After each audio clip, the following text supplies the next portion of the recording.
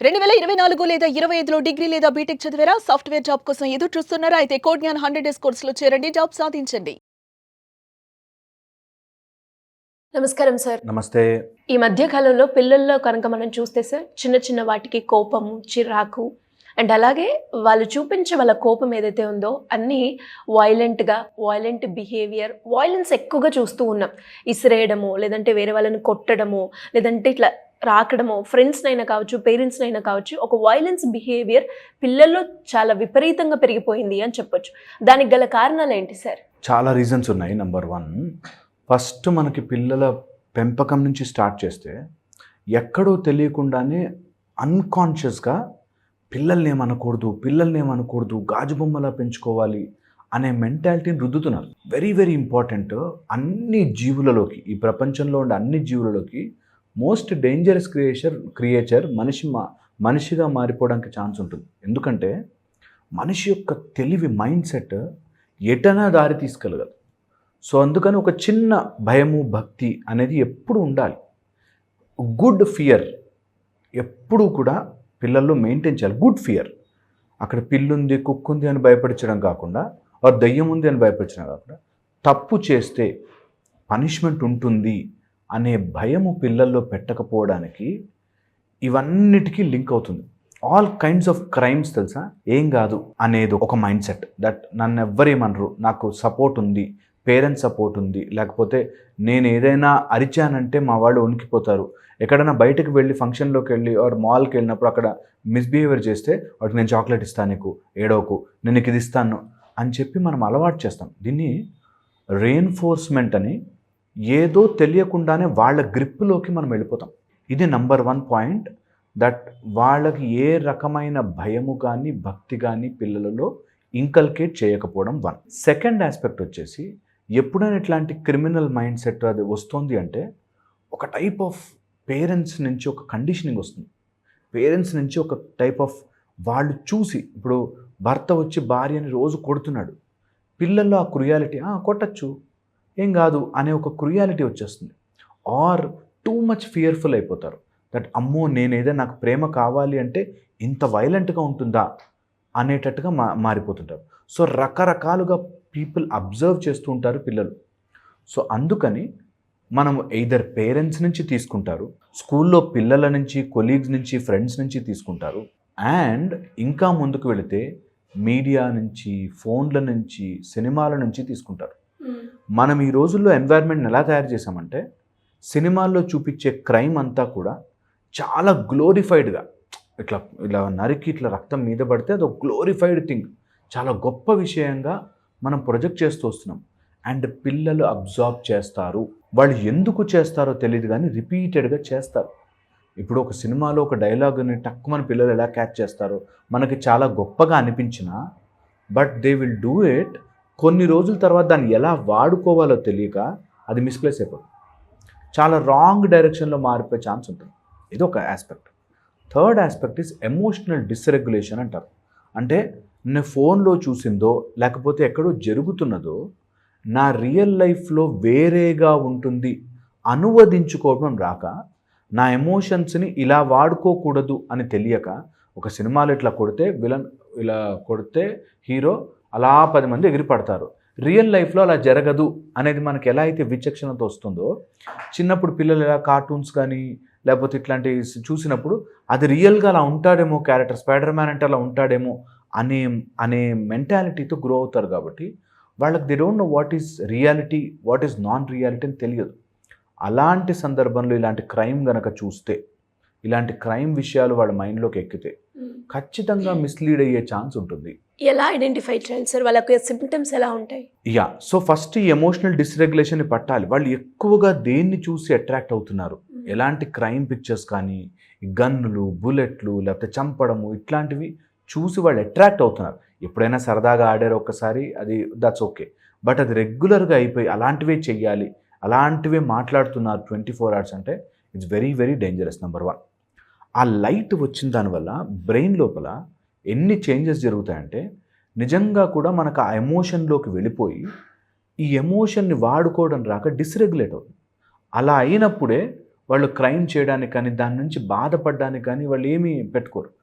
And ఎప్పుడైనా వాళ్ళు చేసే తప్పుకి కారణాలు చెప్తుంటే కోపం రావచ్చు, ఆ కోపం ఎవరి మీద ప్రదర్శిస్తే వాళ్ళు మనిషే, వాళ్ళకి కొన్ని ఫీలింగ్స్ కొన్ని ఉంటాయి అనేది మనం అర్థం చేసుకోగలుగుతాం. పిల్లలు అలా అర్థం చేసుకోకుండా కారణాలు చెప్తే వాడు అలా చేశాడు కాబట్టి వాడు నాశనం అవ్వాలి, వాడు ఇలా చేశాడు కాబట్టి ఇలా ఉండాలి, నాకేం తక్కువ, నేనెందుకు చేయకూడదు అని ఎప్పుడైతే వస్తుందో రిపీటెడ్గా వాళ్ళు వాళ్ళ తప్పుని సమర్థిస్తూ వాళ్ళు కారణాలు చెప్తూ ఉంటే వితౌట్ ఎనీ ఆ కొంచెం కూడా ఆ మానవతా దృక్పథం లేకుండా వాడు అట్లా చేశాడు వాడు అనుభవించాల్సిందే అనే మెంటాలిటీలోకి పిల్లలు వెళ్తే కంపల్సరీ స్టాప్ ఇట్ దేర్.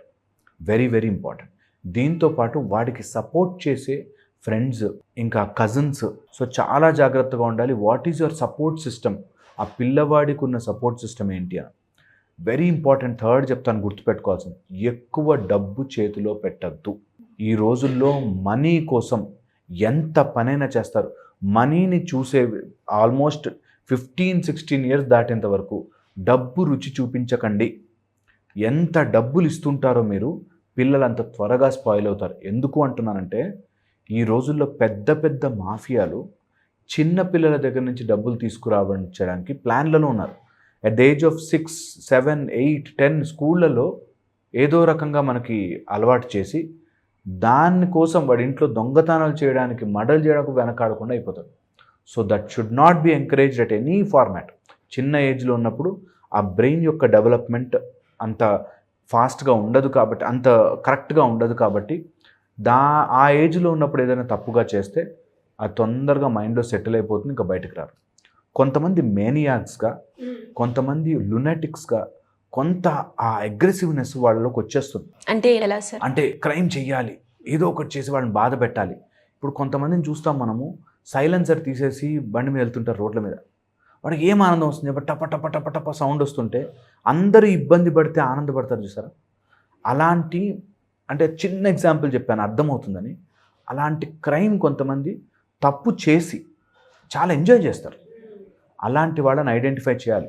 ఒక సైలెన్సర్ పీకేసి రోడ్డంతా సౌండ్ చేస్తూ ఇతరులను ఇబ్బంది పెట్టి ఆనందపడే వాళ్ళని చాలా జాగ్రత్తగా గమనించాలి. అందులో పిల్లల ఏజ్లో ఉంటే నిజంగా it should be punished thoroughly. అంటే ఎలా చెప్పొచ్చు అంటారు పేరెంట్స్? క్లియర్గా పేరెంట్స్ వాళ్ళ కూర్చోబెట్టాలి. They should inform, warn, punish. ఒక్కసారి ఒక రూపంలో నీకు ఓ రోజు ఫుడ్ పెట్టను, నువ్వు సరిగ్గా బిహేవ్ చేయాలి అనేది తెలియాలి. ఓకే, లేదు అనుకుంటే దానికి పర్టికులర్గా వాళ్ళకి కావాల్సిన కౌన్సిలింగ్స్ ఇప్పించాలి. లేకపోతే పిల్లలు అగ్రెసివ్గా మారుతారు.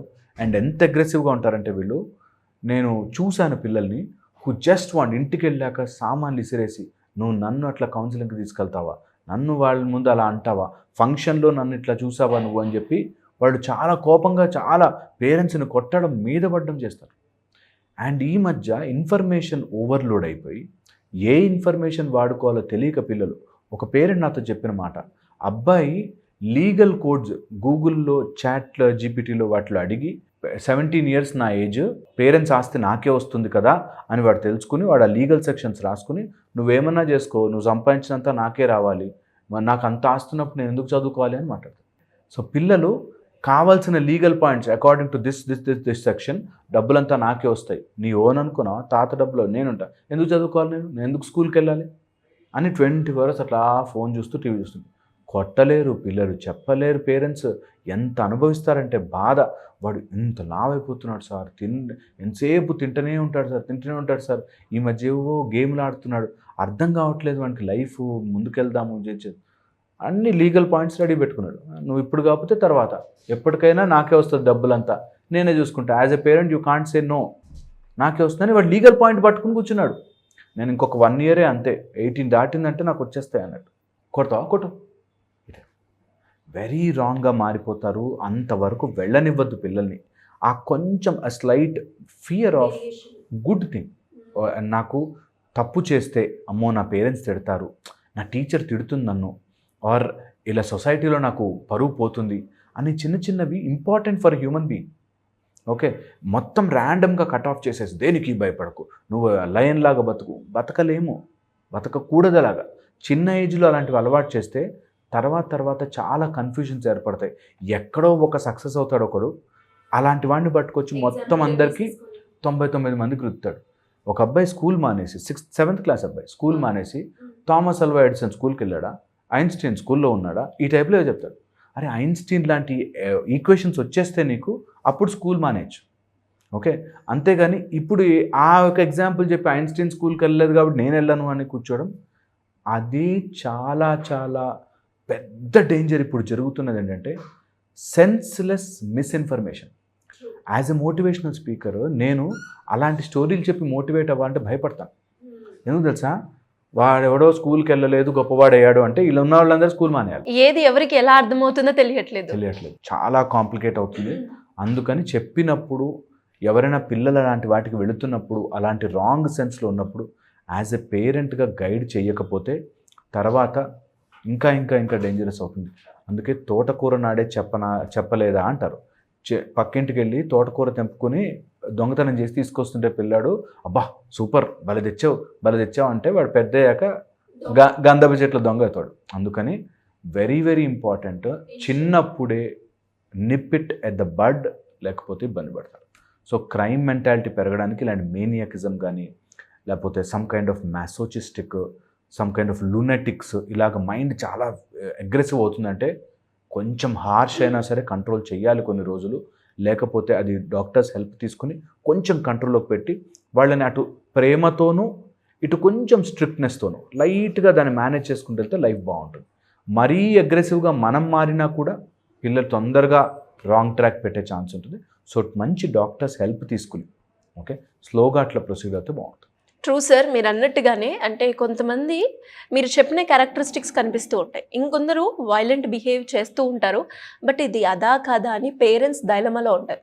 ఫర్ ఎగ్జాంపుల్ ఇంట్లో ఇద్దరు అక్క చెల్లెలో లేదంటే ఇద్దరు బ్రదర్స్ ఉన్నప్పుడు ఒకడు మంచిగా టీవీ చూస్తూ ఉంటే చిన్నోడు వచ్చి పెద్దోడిని ఏదో ఒకటి అనడమో లేదు అంటే కొట్టడమో టీవీ ఆఫ్ చేయడమో ఇలాంటివి కూడా మనము వైలెంట్ లాగా వేసుకోవచ్చు అంటారా? ఎప్పుడైనా ఒకసారి ఓకే, రిపీటెడ్గా అదే అవుతుంది. నేను చూశాను పిల్లల్ని, వాడు ఇట్లా పళ్ళు కొరుక్కుంటాడు. అవును సార్, అబ్బాయి చూస్తే కోపంతో పళ్ళు కొరుక్కుంటాడు. ఒకసారి ఎప్పుడైనా అయింది సరే ఏదైనా మూడ్ ఆఫ్లో ఉన్నాడు ఓకే అందరికీ ఉంటుంది. బట్ అది రెగ్యులర్గా అవుతుంది.